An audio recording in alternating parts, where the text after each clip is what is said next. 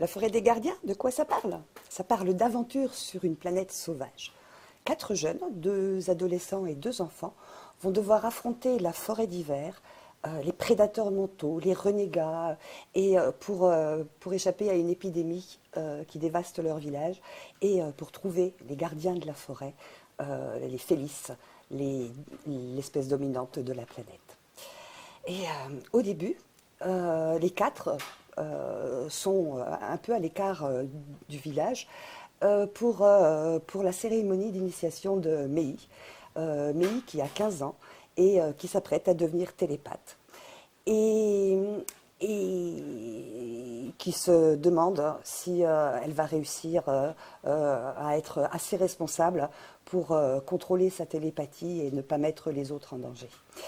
Et il y a Daël. Daël, c'est le grand ami de Mei, 15 ans, qui est aussi là pour la cérémonie et qui, lui, n'est pas encore télépathe et qui trouve que c'est un peu inquiétant que son ami devienne adulte avant lui. Et son regard change sur Mei. Et puis, mais ce n'est pas forcément négatif parce qu'il la trouve quand même de plus en plus jolie. Et puis nous avons le petit frère et la petite sœur de Daël. Le petit frère, il a 10 ans, il s'appelle Nori.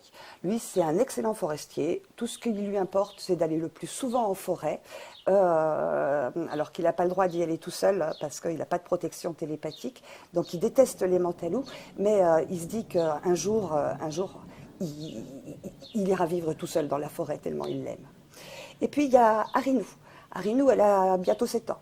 Elle, son truc, elle adore ses 2 frères, elle adore sa grande amie Mei, et elle les suit partout, parce que des fois ils la laissent éplucher les pommes de terre pour la soupe, des fois ils lui apprennent à pêcher à la truite, bon, des fois ils l'obligent à se laver les cheveux, c'est moins agréable, mais c'est pas grave du moment qu'elle est avec eux. Et là-dessus, il y a un messager qui arrive après la cérémonie, que les enfants ne voient que de loin, et qui va annoncer la maladie. Et ça va être le début de la grande aventure.